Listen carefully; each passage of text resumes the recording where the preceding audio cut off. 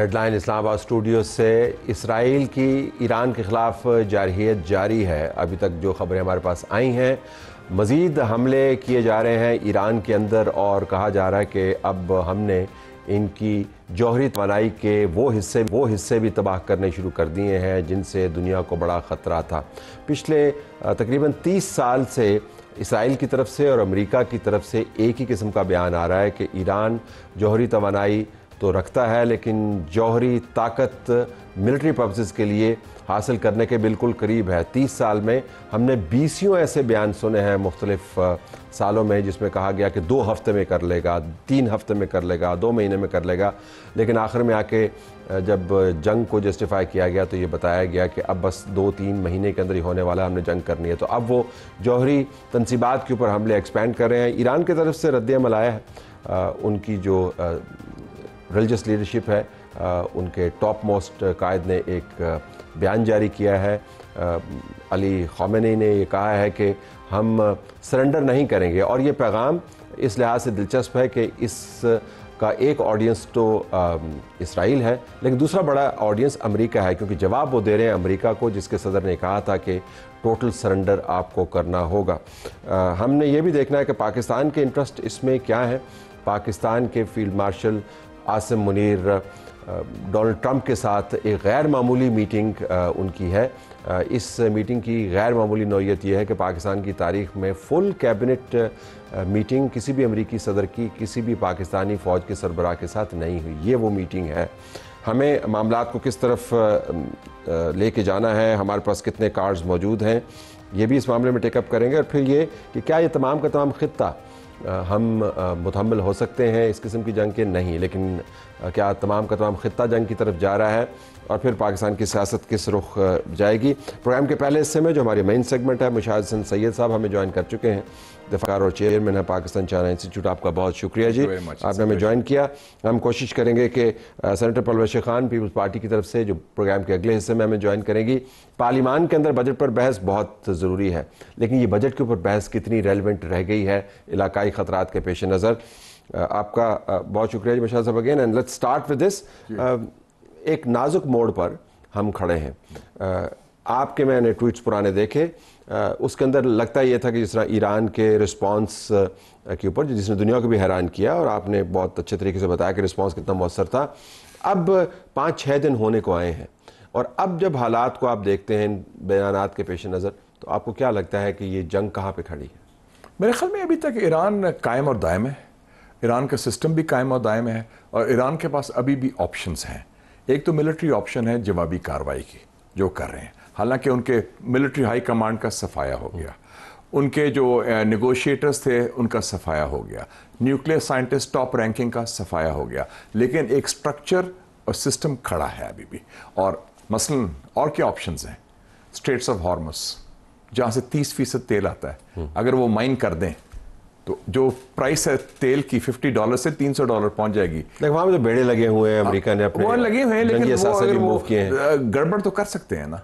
और जितनी American basis हैं, अगर किसी एक जगह कैजुअलिटीज आ गई तो अमेरिकन सर्विसमैन, अगर जो इम्कान है, खैर तो अमेरिका की जॉइंट ऑपरेशन है, अमेरिका ने धोखा दिया उनको ईरानियन को कि ये मुज़ाकरात हो रहे हैं, तो एक्चुअली देवर तो ट्रम्प ने ट्वीट कर दिया कि वी कंट्रोल द स्काईज, तो खत्म होगी बात, इमाम भी खत्म हो गया। तो उस हवाले से मैं समझता हूँ कि अभी इट्स नॉट ओवर येट। लेकिन डिस्ट्रप्शन क्या ईरान अफोर्ड कर पाएगा? आपने बेसिस का जिक्र किया है, तमाम बेसिस उन ममालिक में मौजूद हैं जो इस जंग से, उनमें से बहुत से ममालिक नाखुश भी हैं, लेकिन उनका अमेरिका के साथ ताल्लुक भी है। तो जब अटैक तो आप बेसिस को करेंगे, लेकिन फिर आपको ज़ाहिर है कतर के अंदर, बहरीन के अंदर, सऊदी अरब के अंदर, इनके अंदर जाना पड़ेगा। तो क्या ईरान ये अफोर्ड कर सकता है? वो as option of last resort होगा, अगर वो वाकई if they are going down they might do that, जिसे कहते थे ना सैमसन ऑप्शन। वो इसराइल का था, इसराइल का था, हाँ, लेकिन वो मैं रिवर्स कर रहा हूँ इनके लिए भी कि वो एक वो भी होता है मार्टरडम का, ठीक है। तो वो एक ऑप्शन, फाइनल ऑप्शन है, लेकिन अभी तक वो स्टेज नहीं आई, अभी तक रेजिस्टेंस जारी। देखें, ये भी एक नया फिनोमेना है तलत साहब कि तल अवीव के अंदर, हाइफा के अंदर अगर मोसाद का हेडक्वार्टर अटैक हो रहा है, उधर वो सीन्स देख रहे हैं जो हम गाजा में देखते रहे हैं, तो ये भी एक नई सूरत हाल तो है ना इसराइल के लिए, उनके लिए है तो स्पेक्टेकुलर। लेकिन जो अगर आप लॉन्ग टर्म जाविये से देखें तो ईरान की तनसीबात को उन्होंने हिट किया, ईरान के इंफ्रास्ट्रक्चर को उन्होंने हिट किया। मैं नंबर्स देख रहा था, तकरीबन 125 से 200 के करीब स्ट्राइक्स उन्होंने छोटी बड़ी की हैं। और इस हद तक प्रिसीजन स्ट्राइक्स हैं कि उनको पता है कि एयरपोर्ट जाने वाली रोड को कहाँ पर हिट करना है, जहाँ से ट्रांसपोर्ट चलनी है, और एयरपोर्ट को कहाँ पर हिट करना है। तो ये तो अगर स्ट्राइक्स करते रहे तो आहिस्ता आहिस्ता वो तमाम किलिंग बाय 1000 कट्स। जी बिल्कुल। तो ये एक सस्टेन कर पाएगा या नहीं? एक ज्यादा जो आपने बात की ना, बड़ी इंपॉर्टेंट बात की, सिर्फ वो नहीं था, आपको ये भी पता था कि आपका आर्मी चीफ किस बेडरूम में है, किस घर में है। वो जो पेनिट्रेशन हुई है इंटेलिजेंस की, मोसाद की, मेरे ख्याल में वो बहुत बड़ा एक नाकामी है ईरान के लिए भी, क्योंकि सिस्टम के अंदर ऐसे लोग मौजूद हैं जो फिफ्थ कॉलमिस्ट कह लें या उनके एजेंट्स कह लें, मोसाद ने पेनिट्रेट कर दिया। लेकिन ये हैरानी की बात है कंसिडरिंग कि उनकी सरजमीन के ऊपर कितने ऐसे वाक़यात हो चुके हैं। तो फिर आप ये सोचते होंगे कि ऐसा निज़ाम जो ज़रा जमहूरी निज़ाम उस तर्ज का नहीं है जैसा कि हम समझते हैं मगरबी जमहूरियत, लेकिन उसके अंदर एक उनकी अपनी फौज मौजूद है, रिकॉनेसेंस बड़ी स्ट्रांग है, वो पब्लिक प्रोटेस्ट को डील करते हैं, उसके अंदर इतनी penetration, what does it tell you about the system के, मतलब कितनी उसकी ग्रिप है वाकईतन? इसका मतलब है सिस्टम के अंदर दरार आई हुई है, ये तो मानना पड़ेगा। और दूसरा ये है कि कुछ लोग जो बदजन कह लें, even if they are agents, वो बदजनी की वजह से होता है ना, डिसअफेक्टेड लोग जो हैं, जो विलिंगली दुश्मन की हेल्प करते हैं। तो मेरे ख्याल में जो ऑब्जेक्टिव है उनका, ये न्यूक्लियर नहीं है, वो तो क्लियर है रजीम चेंज। और रजीम चेंज के बाद क्या होता है, ईरान को तकसीम करना है या क्या करना है, वो और बात है। एक तरफ तो दुनिया में मगरबी बालादस्ती ख़त्म हो रही है, और जो उनका पिट्ठू है इस खत्ते में, इजराइल, उसकी बालादस्ती मुसलत की जा रही है मशरकी वस्ता में, हमारे साथ नेबरहुड में। ये खामेनी साहब का जो मामला है, ये लास्ट ऑफ द मोहिकन्स जिसको कहते हैं, वो ओरिजिनल रेवोल्यूशन के साथ इमाम खुमैनी का दायां बाजू, 86 साल उम्र है उनकी, एंड वो इमाम खुमैनी के साथ थे उनके, और प्रेसिडेंट भी रहे सारा। तो मैं आपसे जानना चाहूँगा कि ये जानते हुए कि उनके पास कितनी अंदरूनी मालूमात हैं, वो इनकी सरजमीन पर कितनी असैसिनेशंस कर चुके हैं, अगर एक शख्स को मारना होता तो उसको तो आसानी से वो मार सकते थे। और डोनाल्ड ट्रंप ने कहा कि हमें पता है आप कहां पर हैं, लेकिन हम आपको टेक आउट पे ब्रैकेट में लिखा कि किल, मतलब जिस तरह की समझ नहीं आ रही थी इसका मतलब क्या समझा रहे हैं आप। सो क्या वाकईतन एक शख्स को हटाने के लिए इतनी बड़ी जंग बनाएंगे? नहीं, एक शख्स नहीं, एक सिस्टम को। इट्स अबाउट ईरान का जो इनकलाबी निज़ाम है, ईरान का जो पूरा सिस्टम है, उसको टेक डाउन करना है। फर्द का इशू नहीं है इसमें, इट्स वेरी क्लियरली। इसको तो मरना पहले दिन मार सकते थे, जिस तरह उन्होंने आर्मी चीफ को, रेवोल्यूशनरी गार्ड्स को, एयरफोर्स चीफ को, इंटेलिजेंस चीफ को, या चीफ नेगोशिएटर अली शमखानी को मारा है। वो तो घर में ही थे, they were sitting ducks, they were not expecting this attack. वो कहते हैं हम तो नेगोशिएशन की तैयारी कर रहे हैं, इतवार को नेगोशिएशन थी तो जुम्मे के रात को हमला हो गया। और तो वो ईरानी भी ज़रा धोखे में आ गए अमेरिका के, और आई थिंक खामनेई वार्न करता रहा इनको कि नेगोशिएट ना करें, इनकी नीयत ठीक नहीं है, लेकिन दूसरी साइड प्रिवेल कर गई थी। लेकिन 2015 की जो न्यूक्लियर डील थी उसको जिसको ट्रंप ने बाद में कैंसिल कर दिया, उसको खामेनी ने रोका भी नहीं। हाँ, जो हार्डलाइनर्स थे वो कहते रहे कि आप बना लें, तो ख्याल ये किया जा रहा था कि हार्डलाइनर हैं, लेकिन अमेरिका की अपनी नेशनल इंटेलिजेंस की हेड है, उन्होंने ये कहा कि हमारे पास कोई एविडेंस नहीं है कि वो नहीं। तुलसी गबार्ड ने ये सही कहा, उसी की बात 26 मार्च को उसने कहा, 26 मार्च को, और कांग्रेस के सामने कहा, हाउस जो इंटेलिजेंस कमेटी को कहा कि हमारे पास कोई एविडेंस नहीं कि वो बम बना रहा है, और खामनाई का जो फतवा है 2003 का वो स्टैंड करता है। तो और जिसको डोनाल्ड ट्रंप ने एयरफोर्स वन के अंदर रद्द कर दिया, उसने कहा जी I don't care what she says, but leaving that aside, तो ये तो बॉम्ब बनाने वाले हार्डलाइनर नहीं थे, लेकिन आपको लगता है कि अब अंदर से कुछ ये सोच डेवलप हो रही होगी कि जितना भी वक्त बच गया है उसको हम इस्तेमाल कर लें पेशतर इसके कि सब कुछ ज़ाया हो जाए। जो मेरे ख्याल में वो सोच अब हावी होगी एज अ कुव्वत ईमानी के जनाब, ये हमने बड़ी स्ट्रेटेजिक गलती की कि हमने इस आसरे पर रहे कि न्यूक्लियर डील हो जाएगी और अमेरिका कायम रहेगा। ये तो हमें कर देना चाहिए था जब वो विंडो थी इनके पास। अब विंडो है, अब विंडो में ख्याल लिमिटेड हो गई है, लेकिन इन्होंने भी रीप्रोसेसिंग की है। और मुझे अफसोस है even international atomic energy agency की मुनाफिकत का कि न्यूक्लियर इंस्टॉलेशंस पर हमले हो रहे हैं और एक मजम्मती बयान नहीं आया, हालांकि ये वॉर क्राइम है क्योंकि उसमें रेडिएशन होती है, सारा होता है, किसी तरफ से कोई बयान नहीं आया। और G7 का बयान तो आपने देख लिया, एक दौरे म्यार पर है, लेकिन that was expected from them. IAA की तो खैर दोहरेपन की हम क्या बात करें, वो मालूमात भी शेयर करते रहे इसराइल से, एग्जैक्टली जो एक एतमाद के साथ ईरान ने उनके साथ शेयर की थी। Field marshal Asim Munir America में, डोनाल्ड ट्रंप, फुल कैबिनेट, बड़ी मीटिंग, तारीख में पहली मरतबा, your reading? I think it's very historic. इसका पस मंजर बड़ा क्लियर होना चाहिए। एक तो खैर पहली दफ़ा मैं भी रिकॉर्ड चेक कर रहा था, कभी नहीं हुआ कि एक सर्विंग आर्मी चीफ को in the presence of a government को इतना इस किस्म का, और वो भी एक lunch official invitation formally by the president of the कोई सिविलियन नहीं है इसमें। बिल्कुल, एब्सोल्युटली। तो एक मेरे ख्याल में जो पाकिस्तान का एक नया इमेज भी उभरा है इंडिया की शिकस्त के बाद, उसमें आर्मी चीफ का भी और उसमें मुसल्लह अफवाज का वो भी फैक्टर है। दूसरा मेरे ख्याल में ट्रंप सुनना भी चाहेगा क्या असेसमेंट है हमारी ईरान के बारे में। आई थिंक आई से the topic will be 3 eyes, Iran, Israel and India.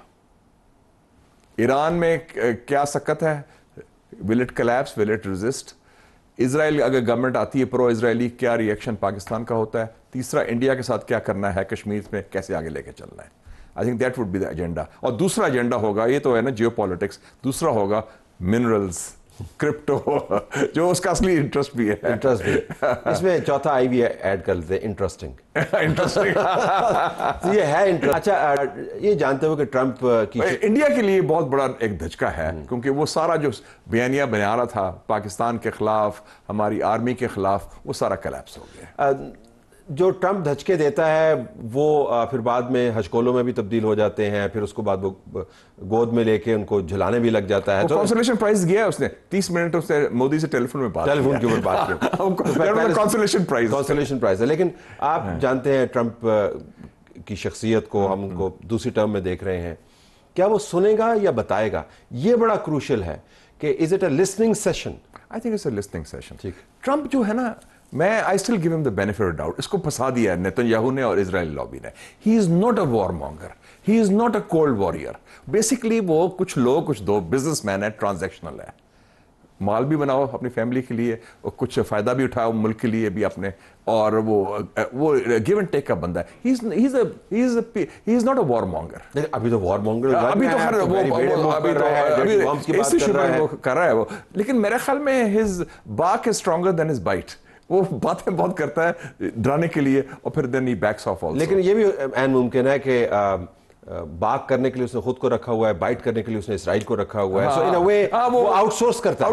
देखे ना, इजराइल की तो हेजेमनी एस्टैब्लिश हो रही है, तो इजराइल जो क्या कहा था उसने, जर्मन चांसलर ने, they are doing the dirty work for our dirty work, our dirty. शर्म नहीं आई उसको ये कहने की कि हमारा गंदा काम इजराइल कर रहा है, और बड़ी खुशी से तस्कीन से उन्होंने ये कहा है। तो ये आप देखें उनकी सोच क्या है मगरब के कायदीन की। सो क्या हमें 30 सेकंड्स ईच, क्या हमें करना चाहिए अमेरिका के साथ इस नाजुक मोड़ पर, when everything is up in the air, और क्या नहीं करना चाहिए?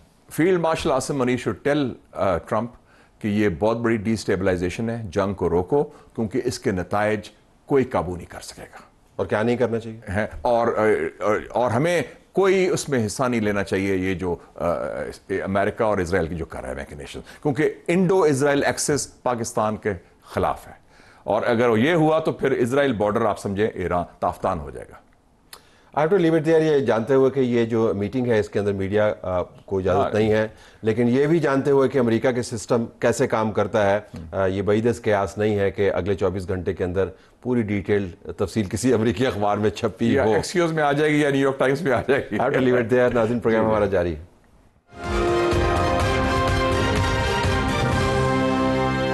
हालात ख़राब हैं, हमारी सियासी क़यादत को इन मामलात को ज़ेर बहस लाना है, लेकिन हम क्या करें कि बजट का सीज़न भी है। आज बजट में बहुत सारी तकारीर हुई, लेकिन एक तकरीर बड़ी अहम थी जो सेनेटर परवेज़ शेखान ने की।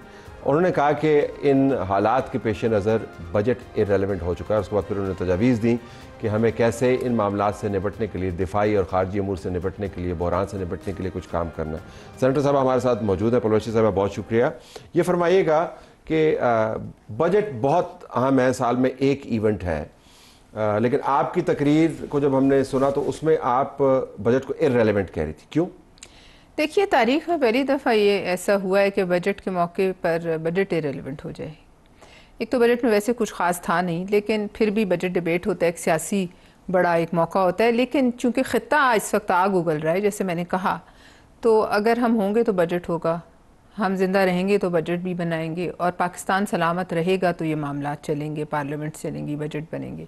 लिहाजा मैं ये समझती हूँ कि सबसे पहले तो हमें बजट को छोड़कर हमें इस मामले को डिस्कस करना चाहिए, और मेरे ख्याल में 20 तारीख के बाद शायद पार्लियामेंट जो है वो एक्सटेंड कर दी जाए, उसकी ड्यूरेशन इस बहस के लिए। क्योंकि ये बहस जो है ये जैसे कि आपका भी मैं सुन रही हूँ तज्जिया, और तमाम जो लोग समझ बूझ रखते हैं वो ये समझते हैं कि इस मामला सिर्फ ईरान तक नहीं रुकेगा, ये मामला ईरान के बाद अगली जो, अगर खुदा ना ख्वास्ता ईरान इस जंग में नुकसान उठाता है तो उनका अगला हदफ पाकिस्तान होगा। तो सियासी जो हम कहें चैटर है, हम सहाफ़ियाना चैटर की तो बात कर सकते हैं, तज्जियाती चैटर की बात कर सकते हैं, तो आप अपने कोलीग्स के साथ जब बैठती हैं कैफेटेरिया के अंदर इंगेजमेंट करती हैं, पार्टी से मैं आगे की बात कर रहा हूँ, क्या वाक़तन ये खदशात जो हैं ये आप जैसे चंद लोगों तक महदूद हैं या अक्रॉस द बोर्ड ये शेयर करते हैं लोग इस किस्म के खदशात? देखिए, जिन लोगों को समझ बूझ है कुछ मामलात की वो शेयर करते हैं, लेकिन जनरली जो लोग हुकूमत में हैं या जो किसी अहम पोजीशंस पे, उन्हें लगता है वो एक, मुझे ऐसे लगता है खुशफहमी में है कि जैसे कुछ नहीं होगा, कि जैसे हमने अभी जो मार्का ज़ाहिर जीता है इंडिया से, उसके बाद शायद ये वाली जुरत जो है ये इजराइल ना करे। लेकिन वो इस बात को डिस्काउंट करते हैं कि इस दफ़ा जो है वो हदफ जो है वो आपका जोहरी प्रोग्राम है, और उसका वो एक आदमी की पूरी ज़िंदगी का, वो अब आज से 10-11 साल पहले का उसका देख लीजिए नेतन्याहू का इंटरव्यू, उसमें वो इजहार कर चुका है। हम अगर अपने मज़हब की रूह से जाना चाहें तो भी हमें पता है, हम अगर देखें हिस्टोरिकली तो उन्होंने पहले भी कोशिश की है भारत के साथ मिलके। तो आज तो इंडिया में मोदी बैठा है, आज उन्हें कौन सी चीज़ है जो रोकेगी हमारे से कोई पंगा लेने के लिए? और एग्रीवेटिंग फैक्टर एक और भी है, अगर मैं इसमें ऐड कर पाऊँ, वो ये कि ये सिर्फ इसराइल और इंडिया नहीं है, अमेरिका उनके साथ खड़ा है, G7 ने उनको सपोर्ट कर दिया है, तो उनको एक ग्लोबल किस्म की सपोर्ट हासिल है। लेकिन कहा जा सकता है कि ये तो ईरान स्पेसिफिक है। नहीं, ईरान स्पेसिफिक नहीं है। देखिए मेरी बात सुने, ये एक नया नजरिया है कि दिफा का हक आपको और मुझे नहीं है, सिर्फ गोरी चमड़ी को है। दिफा का हक सिर्फ उन लोगों को है, और दिफा भी वो जो आप कुछ होने से पहले खुद ही उस पर लॉन्च कर दे, और ये उनका एक मजहबी नजरिया है इसराइली इस कौम का। मैं सारे यहूदियों को बुरा नहीं कहूँगी, लेकिन जो ज़ायनिस्ट है उनका नजरिया है कि उनकी, वो कहते हैं हमारे नजरिया है कि जो आपसे ज़रा भी मुखासमत रखे उससे पहले आप पढ़ जाएं और उनके बच्चे मार दें, वो आपको अमलीक कहते हैं। लिहाजा उनको आप हिस्टोरिकली भी देखिए तो आपको क्या लगता है कि वो किस चीज़ को, कौन सी चीज़ उन्हें रोकेगी? एक तरफ ये एक बड़ा ब्लॉक बन गया है।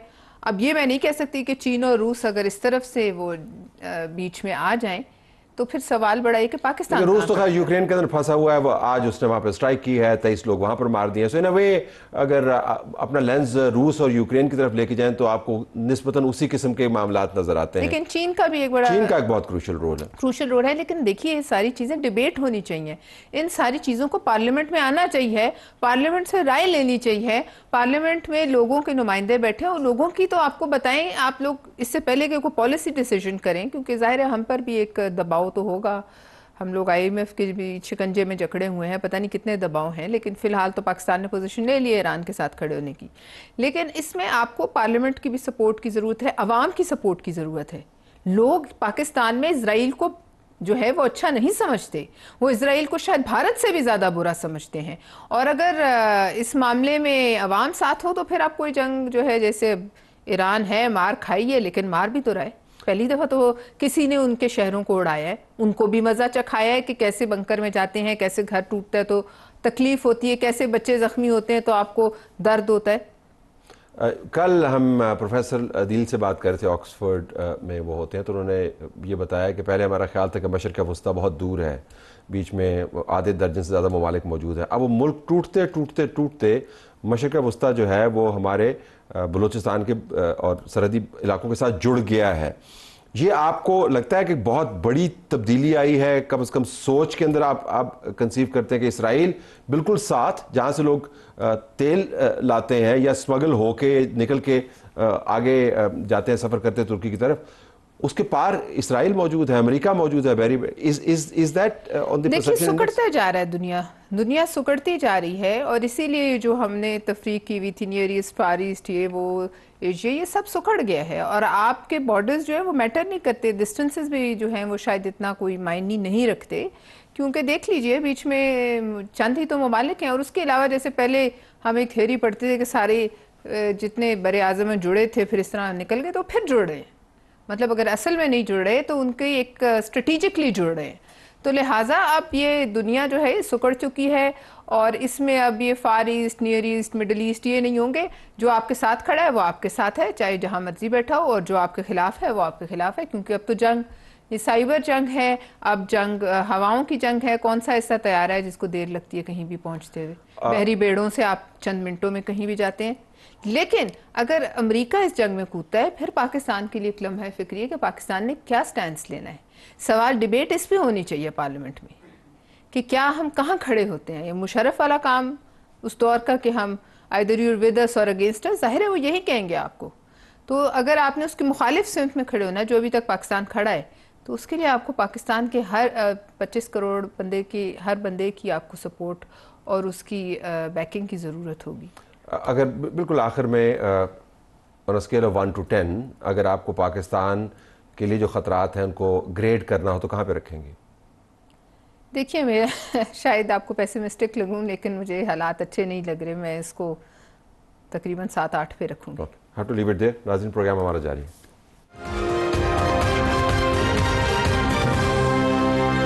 कहते के हालात बिल्कुल भी अच्छे नहीं हैं, और ये आपके लिए कोई ब्रेकिंग न्यूज़ नहीं है, लेकिन पाकिस्तान के लिए इम्प्लिकेशंस इसकी बड़ी गंभीर है। मैं आपको बता सकता हूँ एदाद शुमार के हवाले से कि पाकिस्तान ने अभी तक ईरान में फंसे हुए तकरीबन 3,500 लोगों को निकाला है। अब मसला इस नकलो हरकत का ये है कि जब आप इन लोगों को निकालने के लिए अरेंजमेंट करते हैं तो अरेंजमेंट के लिए आपको बैंकिंग चैनल्स चाहिए, और हमें अभी ख़बरें मिल रही हैं कि इन हमलों की वजह से बहुत सारी जगहों पर बैंकिंग चैनल्स अमलन गैर फ़ाल हो गए हैं, मुअत्तल हो गए हैं। ऑफिस के अंदर बिजली मौजूद नहीं है, लोग दफ्तरों के अंदर हाज़िरी पर नहीं आते। जिस निज़ाम के तहत आपने अप्रूवल्स लेनी है, लॉजिस्टिक्स अरेंज करने हैं, वो गैर फ़ाल होता जा रहा है। कल भी एक जगह पर जब पाकिस्तान के लोग आए तो बॉर्डर की सूरत हाल इस किस्म की थी कि बॉर्डर बंद हुआ था, वो बॉर्डर बड़ी मुश्किल से खुलवाना पड़ा।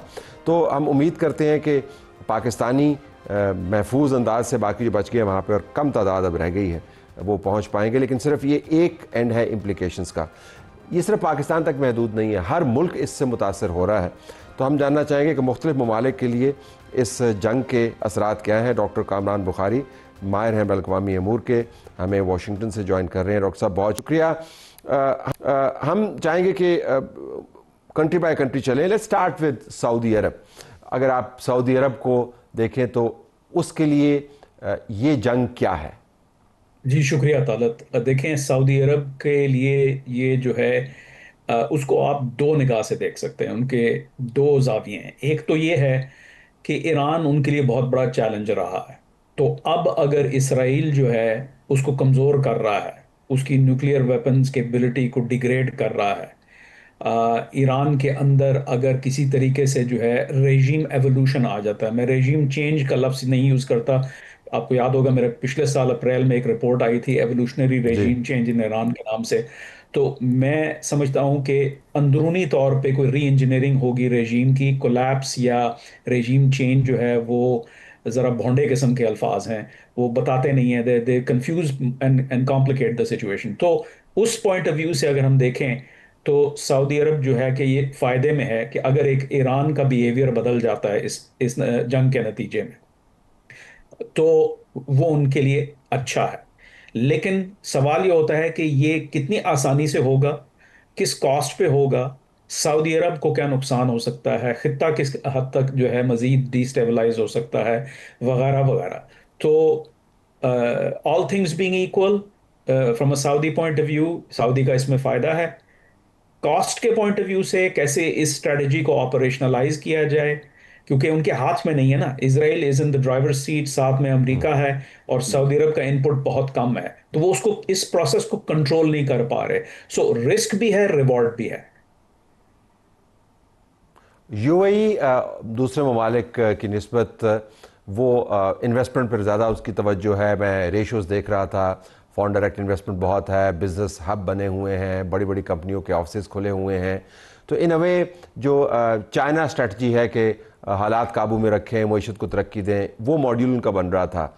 अब जंग उनके बिल्कुल हमसाए में हो रही है और ख़तरनाक जंग है। यूएई के लिए आप क्या देखते हैं? देखिए, जाहिर है सऊदी अरब तो बहुत बड़ा मुल्क है, यूएई बहुत छोटा मुल्क है। यूएई के अंदर जो है एक यूनिक मॉडल है जहाँ पे गैर मुल्की आबादी ज़्यादा है और एक फाइनेंशियल हब है, दुनिया का कारोबारी हब है। और फिर यूएई की अपनी इन्वेस्टमेंट्स भी हैं, जैसे आपने जिक्र किया, सिर्फ ईरान में नहीं है, सेंट्रल एशिया में, खत्ते के और इलाकों में भी है, मगरब के अंदर भी हैं, फार ईस्ट में भी हैं, इंडिया में भी हैं। तो ये जंग जो है उन चीज़ों को कैसे अफेक्ट करती है, उन इन्वेस्टमेंट्स को, the ability to do business.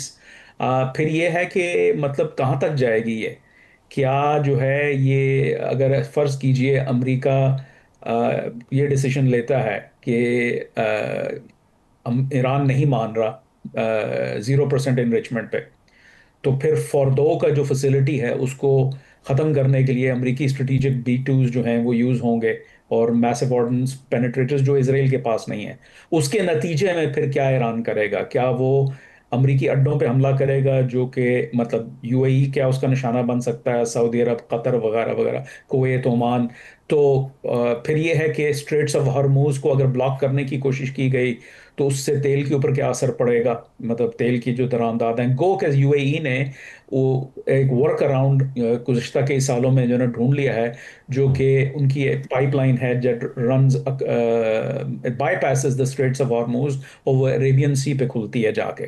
तो लेकिन मजमूई तौर पे ये सारे खदशात हैं, ये सारी अनसर्टनिटी के साथ ना सिर्फ यूएई बल्कि कतर, और कतर का तो मैं ये भी कहूंगा कि यूएस सेंट्रल कमांड वहां पर है, अल उदैद एयर बेस पे। जी जी। बहरेन का ये है कि फिफ्थ फ्लीट हेडक्वार्टर्ड है मनामा के अंदर, यूएस फिफ्थ फ्लीट।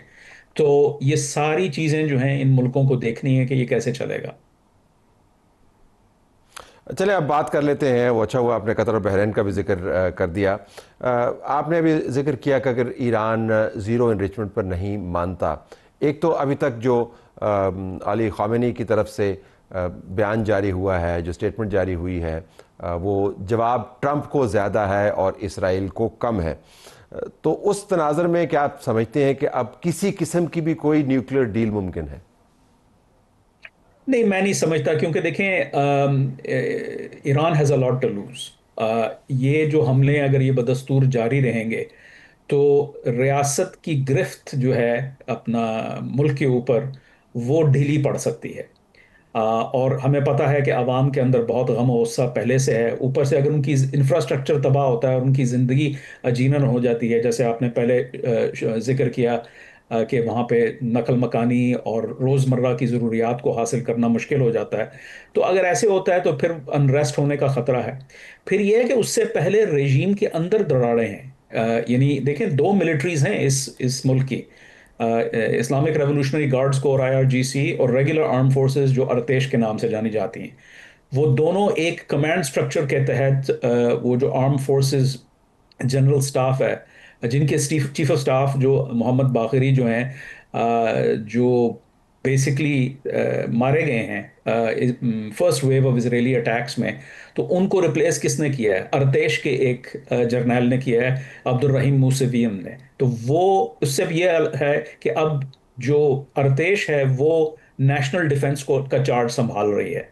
तो ये डिसएग्रीमेंट्स भी हैं कि किसकी, lots of blame game as well, कि किसकी पॉलिसीज की वजह से, यानी IRGC की पॉलिसीज की वजह से मुल्क को ये जो है ना मुल्क इस नहज पे खड़ा हुआ है।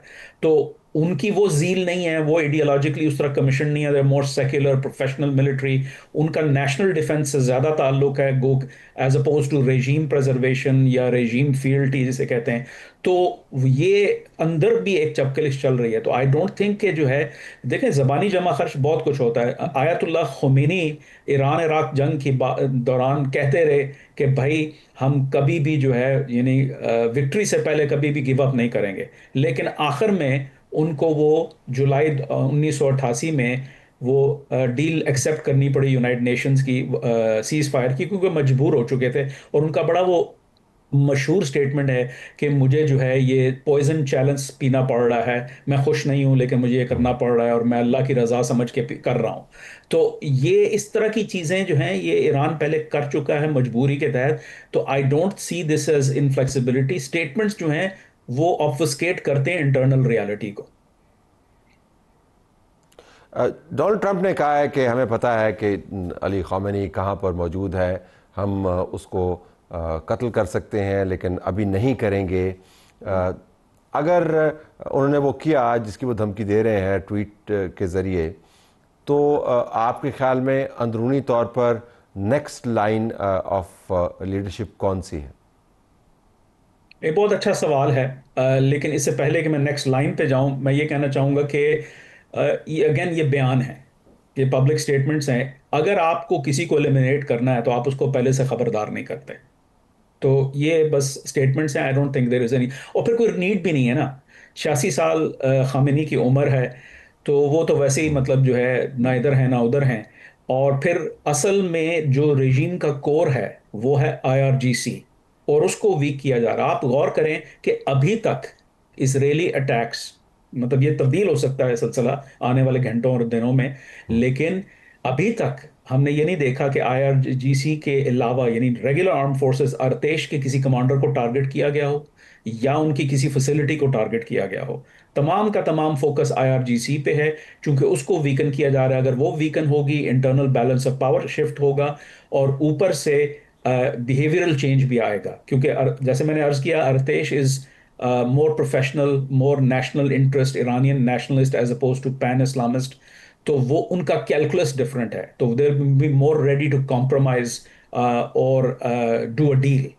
तो ये भी, ये आई थिंक ये दबाव के टैक्टिक्स हैं। लेकिन अगर को जो है ना वो किसी तरीके से मारे जाते हैं इंटेंशनली या नहीं, तो उसके बाद तो फिर it's very good open question कि कौन आएगा। क्योंकि कॉन्स्टिट्यूशन कहता है कि जो है अगर इस तरह की कोई सिचुएशन होती है तो एक 3 मेंबर लीडरशिप काउंसिल, जिसमें हेड ऑफ जुडिशरी, मुल्क का सदर, और गार्डियन काउंसिल का जो चीफ है, वो लीडरशिप पोजीशन टेम्पररी तौर पे संभाल लेते हैं।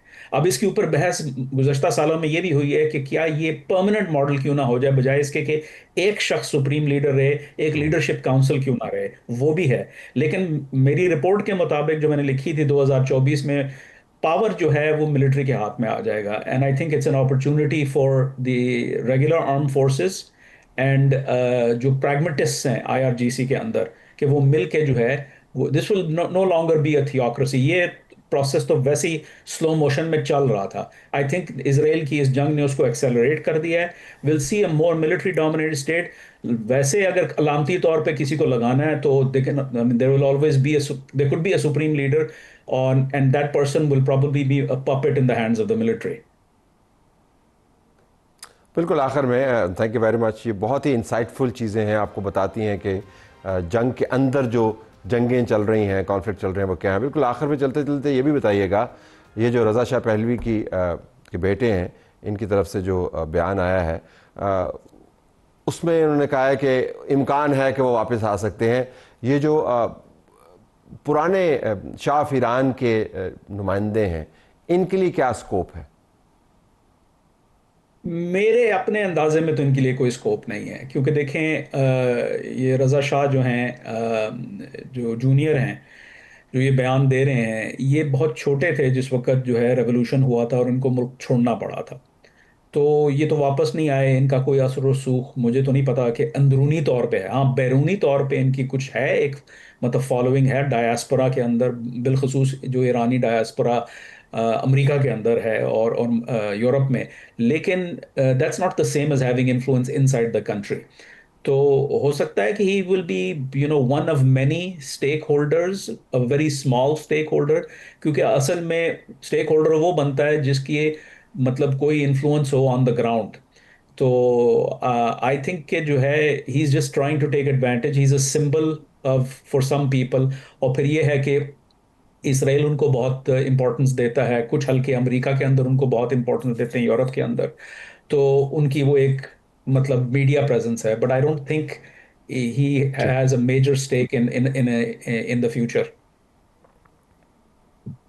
बहुत शुक्रिया डॉक्टर कामरान बुखारी, आप अपने तज्ज़िये से नवाजा। नाज़रीन, हालात ना सिर्फ ख़तरनाक हैं, मखदूश हैं, बल्कि बहुत तेज़ी से बदल रहे हैं। लेकिन ये तब्दीली आपको ये बता रही है कि पहले वाले हालात नहीं रहेंगे, पहले वाला ईरान नहीं रहेगा, ना पहले वाला इसराइल है, ना पहले वाला ये ख़ित्ता है।